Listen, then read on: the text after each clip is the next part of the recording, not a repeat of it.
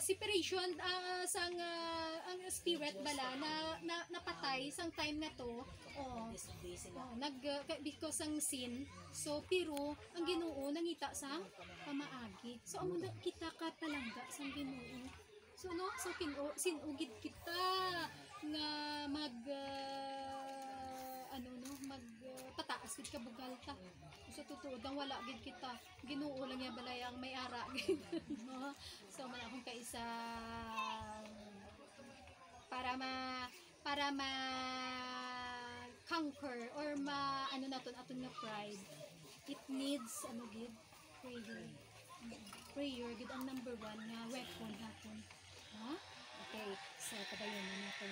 So number 1, so paano naton ma-present ang aton nga lawas as a living sacrifice to God? So kinanglan mangin kita?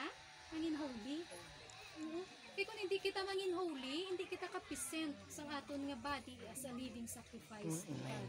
Kundi sa kabaliktaran, i-present naton aton body sa yawa. Oo, kung hindi kita ginpakabalaan sang Ginoo. So number 1 gid is holy. Luwas gid kita iya. Okay.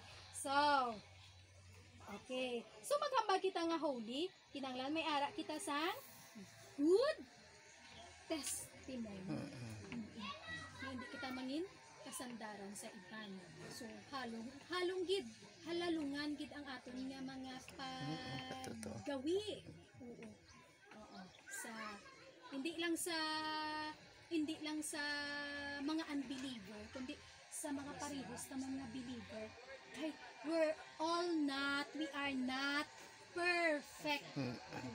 Tagsa sa aton dito may gid makasala gid adlaw-adlaw. So amo na nga kinanglan mahalong gid kita. Nasa nasiling ko sa inyo, ang number 1 weapon gid natin is prayer. Kung sa akon personally, no, ako mapatyagan ko gid na kung prayerless ako, katamo sa mga sala nga mahimo ako. Diga ka guilty man ko no, inyo mapatyagan nyo man kung kulang sa pangamuyo. No? Oo, kung tuod bala. Ako kung kulang ko sa pangamuyo, kupog man ko. Oo. Kung kulang ka sa pangamuyo, doon nagapulok-pulok ka. Hindi ka nakabalo kung ano ang imo nga himuon. Oo. Kaya because ang Holy Spirit na stagnant na kwantira, wala mo ginapabayan, actually gaword na ang Holy Spirit, kita lang iyang gapugong. Oo, kita lang iya dapat no ipaubaya ta ang aton nga kaugalingon sa Holy Spirit. Ha? Dungol tabi no? Kita totoo ang nature gyud man sang tawo is dungol gid iya. Dungol gid ako na iya. May pagkadungol gid ko iya. May pagkadungol ko. Pero ginapangayuan ko sa patawa sa Ginoo pag ginahipian ko na sa Ginoo nga Lord kung kaysa na matalo ko Lord sorry ara naman oo so pero not to the point ha hindi ta man pagibutang sa panguna-una naton nga kay bangod nga hindi ta perfect pabayan ta na lang nga makasala ta ha no so pwede may mahimo kita.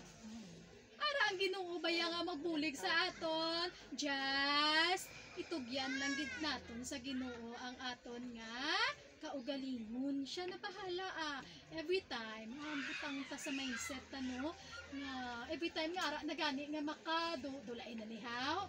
Lord buligi ko always gid ang Ginoo gid ara tangla sa langit.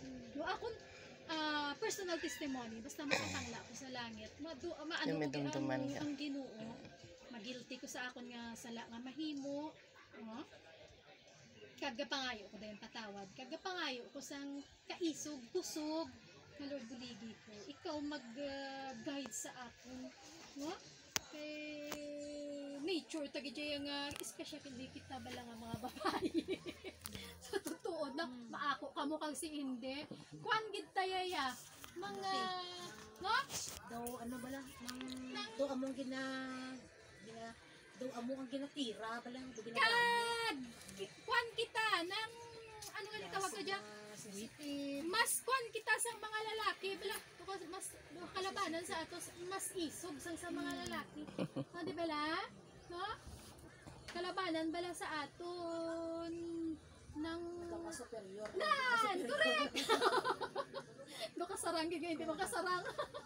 Ito nature gid ka papayo no, pero may gani hambal sa mga para sa imo, gusto ka. oo na, nga ipakig ano mo gid nga ikaw ang ejecto, no? So sa kung kaisa na sa kanan mo sa aton natin nga mga